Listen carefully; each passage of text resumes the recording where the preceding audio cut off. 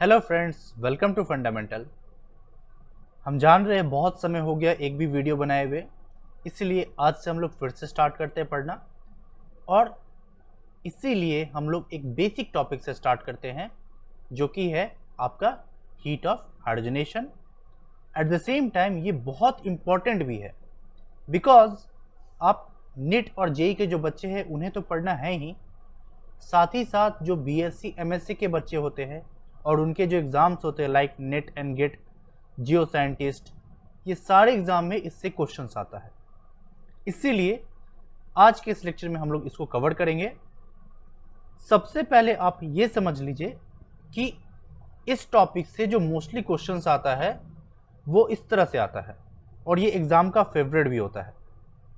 सो आप इस तरह के प्रॉब्लम को कैसे सॉल्व करेंगे, इसीलिए हम लोग एक बार फैक्टर्स को देख लेते हैं। जब कभी भी आपको अगर इस तरह से क्वेश्चंस आएगा, ये वैसे तो आपका एमएस चौहान का प्रॉब्लम है, तो आप हमेशा कोशिश कीजिए कि देखने का कि कितने ज़्यादा पाई बॉन्ड है। जितना ज़्यादा पाई बॉन्ड होगा उतना ज़्यादा हीट ऑफ हाइड्रोजनेशन। ये कैसा है, फर्स्ट प्रायोरिटी है। ये सारा चीज़ हम एक्सप्लेन करेंगे। पहले हम एक बार आपको बता दे रहे हैं कि हम लोग कैसे कैसे आगे बढ़ने वाले हैं।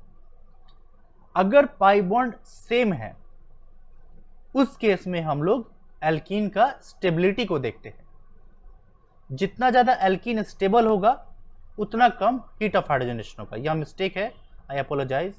जितना ज़्यादा एल्कीन स्टेबल होगा उतना कम हीट ऑफ हाइड्रोजनेशन होगा, और जितना एल्कीन अनस्टेबल होगा उतना ज़्यादा हीट ऑफ हाइड्रोजनेशन होगा।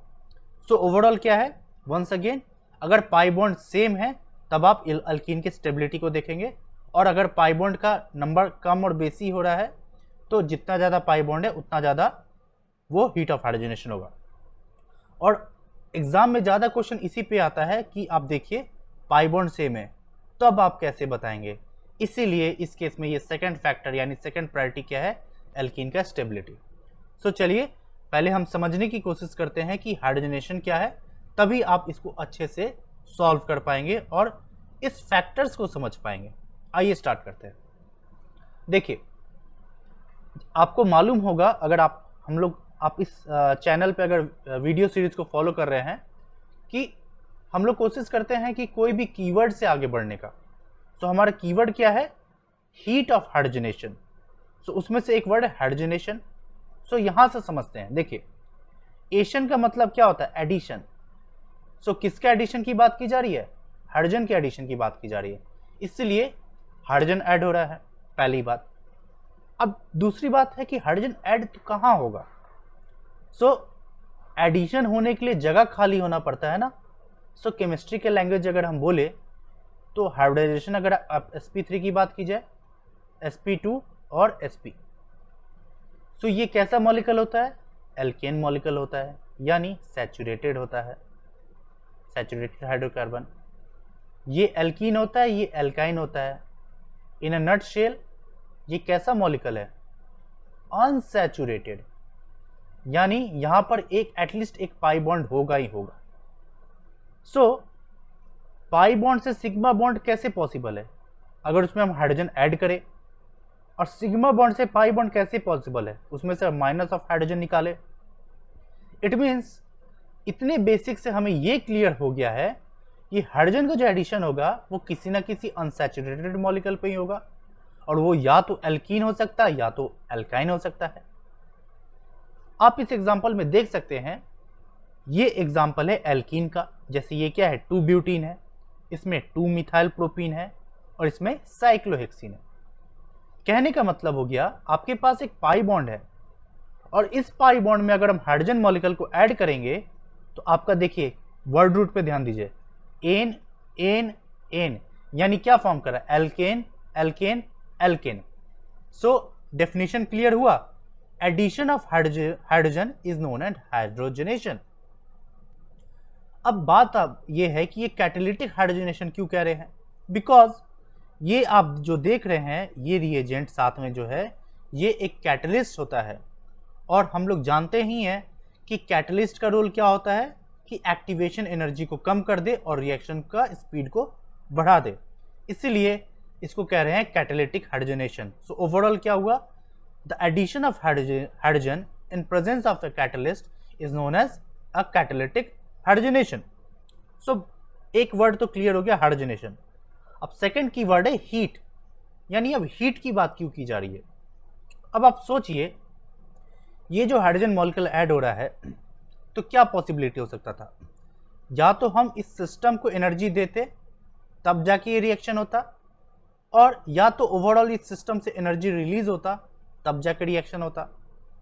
कहने का मतलब हो गया या तो रिएक्शन एंडोथर्मिक हो सकता है या एक्सोथर्मिक हो सकता है।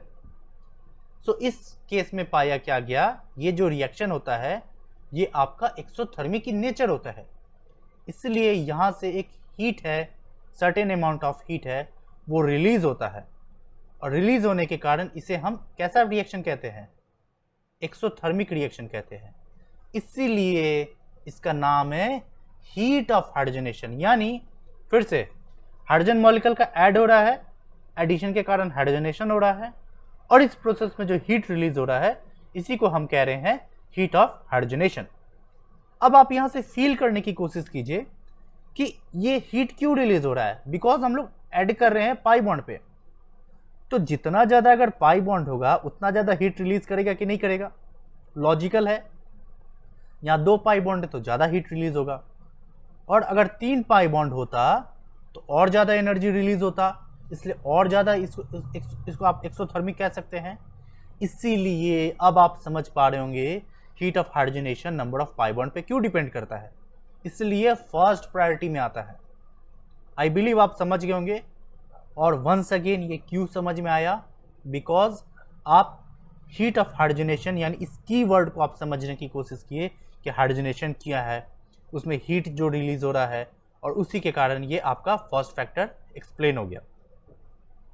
अब थोड़ा मैकेनिज्म पे आते हैं। देखिए वंस अगेन ध्यान दीजिएगा, मैकेनिज्म उतना इंपॉर्टेंट नहीं है, बट फिर भी थोड़ा फील करने की कोशिश करते हैं। देखिए आपको दिख रहा है ये कैसा मॉलिक्यूल है, ये एल्कीन है, ये पाई बॉन्ड है, और ये सिग्मा बॉन्ड है, आप जान रहे हैं। यहाँ जो आपको बताया था ये क्या है, कैटलिस्ट है, मेटल कैटलिस्ट है, और ये हाइड्रोजन मॉलिक्यूल है। तो देखिए हो क्या रहा है, ये कैटलिस्ट है, मेटल सरफेस है, और इस पे जो हाइड्रोजन मॉलिक्यूल है ये क्या कर रहा है, एडजॉर्ब किया है। क्या कर रहा है, एडजॉर्ब। हम साथ साथ थोड़ा फिजिकल केमिस्ट्री को भी कवर करने की कोशिश करें। देखिए केमिस्ट्री पढ़िए तो होलसम पढ़िए, ऐसा नहीं है कि सेपरेटली ऑर्गेनिक है, इनऑर्गेनिक है, फिजिकल है। अगर आप मिलाकर पढ़ेंगे ना तो टॉपिक्स क्लियर होते चले जाएंगे। तो बेसिकली क्या है, ये मेटल सरफेस है, इस पे हाइड्रोजन मॉलिक्यूल एडजॉर्ब किया है।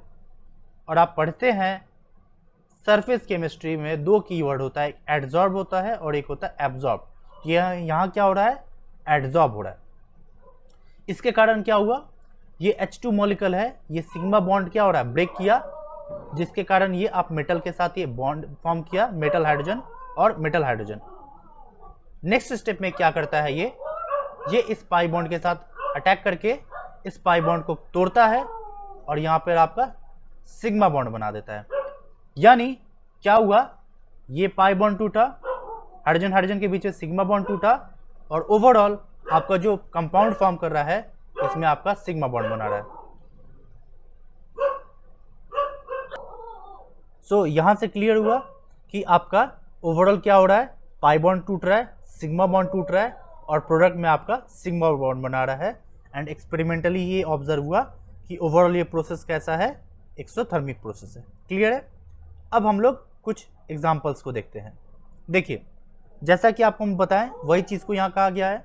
देखिए पाई बॉन्ड ज़्यादा है इसलिए इसका हीट ऑफ हाइड्रोजनेशन ज़्यादा है, और निगेटिव चीज़ क्या बताने की कोशिश कर रहा है, ये आपका एक्सोथर्मिक रिएक्शन है।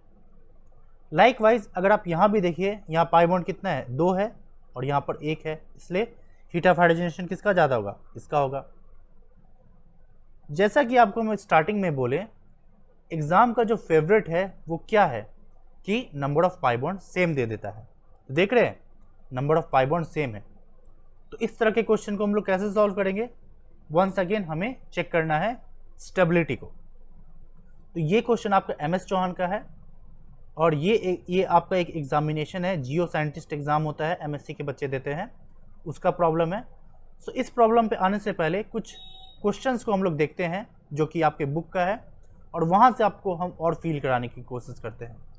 देखिए ये कैसा मॉलिक्यूल है, ट्रांस है, और ये क्या है, cis. Number of pi bond same है, number of pi bond same है, तो अब हम कैसे चेक करेंगे किसका हीट ऑफ हाइड्रोजनेशन ज़्यादा है। सो अभी आपको जस्ट बताया ज़्यादा स्टेबल क्या होता है, ट्रांस होता है, और हीट ऑफ हाइड्रोजनेशन किस पर डिपेंड करेगा, जितना ज़्यादा एल्कीन अनस्टेबल होगा। यानी अगर एल्कीन स्टेबल है तो वो हीट ऑफ हाइड्रोजनेशन कम है, और अगर अनस्टेबल है तो ज़्यादा है। यानी आप ऐसे भी कह सकते हैं heat of hydrogenation is directly proportional to unstable alkene. कैसा है, अनस्टेबल एल्कीन। तो ज़्यादा अनस्टेबल कौन है, आपका सिस है, इसलिए इस केस में हीट ऑफ हाइड्रोजनेशन ज़्यादा होना चाहिए। देखिए ये ज़्यादा है। क्लियर हुआ। इसी को आप इस ग्राफ से भी समझ सकते हैं। यहाँ पे भी वही चीज़ बताने की कोशिश की गई है। ये वाई एक्सिस पे एनर्जी का प्लॉट है, और एक्स एक्सिस पे आपका रिएक्शन कोऑर्डिनेट है, प्रोग्रेस है। तो देखिए सिस अनस्टेबल है, और आप जानते हैं stability is inversely proportional to reactivity. जितना ज़्यादा रिएक्टिव होगा उतना कम स्टेबल होगा, और जितना कम रिएक्टिव होगा उतना ज़्यादा स्टेबल होगा। सिंस ये ज़्यादा अनस्टेबल है, यानी ये कम स्टेबल है, इसलिए ये मोर रिएक्टिव हो गया। ऐसे भी आप सोच सकते हैं। तो देखिए यहाँ पर देख रहे, ये बताने की कोशिश कर रहा है इसका एनर्जी ज़्यादा है, और ये ब्लू वाला सिस ट्रांस है, इसका एनर्जी कम है। तो देख रहे यहाँ से इसका वैल्यू ज़्यादा ड्रॉप हो रहा है कि नहीं, इसलिए इस केस में इसका हीट ऑफ हाइड्रोजनेशन ज़्यादा है। लाइकवाइज इसको भी आप समझ सकते हैं कि सिस का हीट ऑफ हाइड्रोजनेशन ट्रांस से ज़्यादा क्यों है। अब बात की जाए इसका कैसे एक्सप्लेन करेंगे। सो नाउ एल्कीन का स्टेबिलिटी चेक करना है। Go to the basics. क्या क्या आप चेक कर सकते हैं, हाइपर कंजुगेशन, और अगर एक से ज़्यादा एल्कीन है और अगर कंजुगेशन में है तो आप क्या चेक करेंगे, रेजोनेंस। सिंस यहाँ एक ही पाई बॉन्ड है इसलिए हमें क्या चेक करना है, हाइपर कंजुगेशन। तो देखिए इस केस में क्या है, हाइपर कंजुगेशन 1 2 ही पॉसिबल है, बट इसमें 1 2 3, लाइकवाइज 1 2 3, यानी यहाँ 6 है, यहाँ 2 है। सिमिलरली यहाँ भी क्या है, 3 हाइड्रोजन इधर है, 3 हाइड्रोजन इधर है, यहाँ भी 6 है। इसलिए ज़्यादा स्टेबल कौन होगा, ये दोनों होगा कंपेयर टू दिस वन। इसलिए सबसे ज़्यादा अनस्टेबल यही है, इसलिए इसका हीट ऑफ हाइड्रोजनेशन देखिए आपका सबसे ज़्यादा है, दिख रहा है ना, यही लॉजिक था। लाइकवाइज आप यहाँ भी एक्सप्लेन कर सकते हैं। अब आप समझ गए होंगे कैसे एक्सप्लेन करना है। एक पाई बॉन्ड है, क्या चेक करेंगे, हाइपर कंजुगेशन। देखिए 3 3 6 3 9, यहाँ कितना 9 है, यहाँ पे कितना है 3 और 2 5 है, और यहाँ कितना है आपका जस्ट ये 1 है। सो हीट ऑफ हाइड्रोजनेशन किस पर डिपेंड करेगा, जितना ज़्यादा अनस्टेबल होगा। सो हाइपर कंजुगेशन सबसे कम किस में, 1 में है, तो सबसे ज़्यादा इसका होना चाहिए। देखिए -30.3। इसके बाद किसका होना चाहिए, इसका 5 है, तो देखिए -28.5। इसके बाद सबसे लास्ट में इसका, दिख रहा है ऑर्डर, एक्सप्लेन हो गया ना। नाउ एक एक्सेप्शन है, इसको याद रखिएगा। जैसे देखिए अगर साइक्लोहेक्सीन में 1 बॉन्ड है, साइक्लोहेक्साडाइन में 2 बॉन्ड है, and cyclohexatriene if you consider it as a cyclohexatriene, मतलब यहाँ अगर आप इसके कंजुगेशन को इग्नोर करें उस केस में क्या होना चाहिए था, order C then B then A, but यहाँ पर क्या निकल कर आता है, बी का सबसे ज़्यादा हो जाता है कंपेयर टू द सी। यानी कि यहाँ पर वो रूल काम नहीं करता है, एंड इसका आंसर बहुत सिंपल सा है, या रेजोनेंस स्टेबलाइजेशन।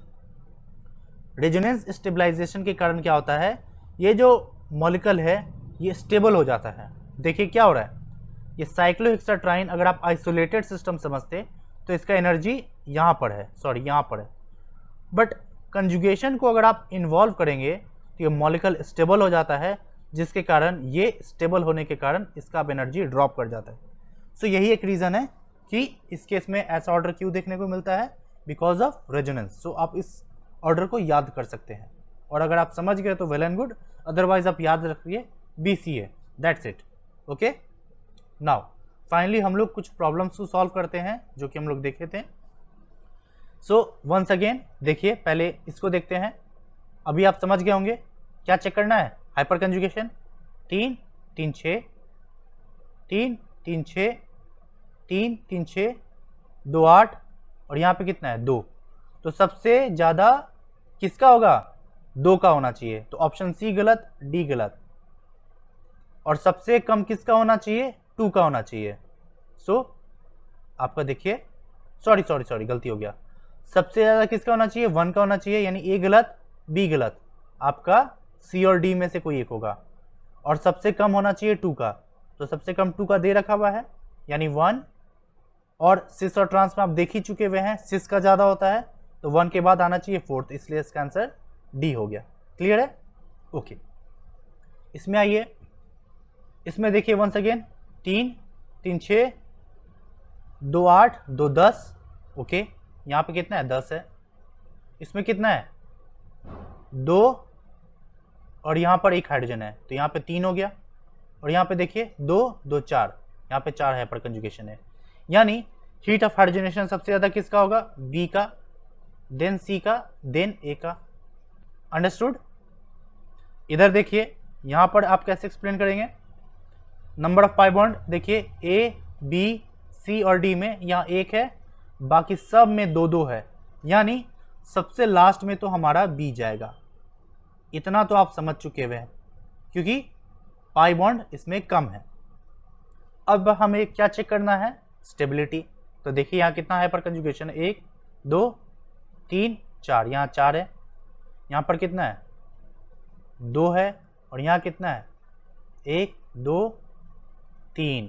बट एक चीज़ ध्यान दीजिएगा, ऑब्जर्व कीजिए, इस केस में क्या है रेजोनेंस स्टेबलाइजेशन है, यहाँ भी क्या है रेजोनेंस स्टेबलाइजेशन है, बट यहाँ रेजोनेंस नहीं है। और हम लोग जानते हैं स्टेबिलिटी में resonance is way ahead than hyperconjugation, इसीलिए इस बेसिस पे आप कह सकते हैं सबसे अनस्टेबल मॉलिक्यूल कौन है, ए सी और डी में से सी है, इसलिए सबसे ज़्यादा हीट ऑफ हाइड्रोजनेशन सी का होगा। और ए और डी में देखें तो दोनों में ही रेजोनेंस है कॉमन, तो अब हमें क्या चेक करना है हाइपर कंजुगेशन। हाइपर कंजुगेशन आपका डी में कम है और ए में ज़्यादा है, द अनस्टेबल डी होगा विथ रिस्पेक्ट टू ए, तो सी then D then A then B. Understood? फिर से देख लीजिए, सी बिकॉज रेजोनेंस नहीं है, ए और डी में रेजोनेंस है बट हाइपर कंजुगेशन डी में कम है इसलिए डी, फिर इसमें हाइपर कंजुगेशन है इसलिए ए, और सबसे कम बी इसलिए है क्योंकि यहाँ पर पाई बॉन्ड 1 था। क्लियर हो गया? अब फाइनली इस प्रॉब्लम को डील करते हैं, most negative heat of hydrogenation. हम सबसे लास्ट में इसको क्यों लिए, बिकॉज आप ऑब्जर्व कीजिए अभी तक सारे प्रॉब्लम में क्या करता था order of heat of hydrogenation, इस लाइकवाइज इसमें भी हीट ऑफ हाइड्रोजनेशन, बट यहाँ क्या कीवर्ड दे दिया मोस्ट निगेटिव, यहीं पे लोग मिस्टेक कर सकते हैं, इसलिए हम इस ग्राफ को दिखाए थे। देखिए ये वैल्यू ड्रॉप कर रहा है ना, तो ड्रॉप करते करते एकदम नीचे तक जाएगा, इसको आप यहाँ से भी फील कर सकते हैं, मोस्ट निगेटिव वैल्यू ड्रॉप करते जा रहा है, यानी ओवरऑल आपको क्या बताना है सबसे अनस्टेबल मॉलिक्यूल कौन सा है, उसी का हीट ऑफ हाइड्रोजनेशन ज़्यादा होगा। इसलिए वंस अगेन क्या चेक करेंगे हाइपर कंजुगेशन, इसमें देखिए 1 है, इसमें कितना है यहाँ 2 2 4 3 3 6 2 8 2 10, यहाँ पे 3 2 5 2 7, यानी सबसे कम हाइपर कंजुगेशन इसमें है, इसलिए सबसे अनस्टेबल है, इसलिए हीट ऑफ हाइड्रोजनेशन सबसे ज़्यादा इसका होगा। सो यही था ओवरऑल आपका हीट ऑफ हाइड्रोजनेशन के बारे में। नेक्स्ट वीडियो में हम लोग कोशिश करेंगे इससे कुछ और प्रॉब्लम्स को सॉल्व करने की, इसके बाद हम लोग आपका हीट ऑफ कंबसन को पढ़ेंगे। So thanks guys, thanks for joining once again. I apologize, बहुत समय हो गया वीडियो बनाए हुए, लेकिन कोशिश किया जाएगा अब से कंटिन्यू करने का। सो अगर आपको ये वीडियो पसंद आया तो लाइक शेयर सब्सक्राइब जरूर कीजिएगा। मिलते हैं अगले वीडियो में। So thanks guys and good luck.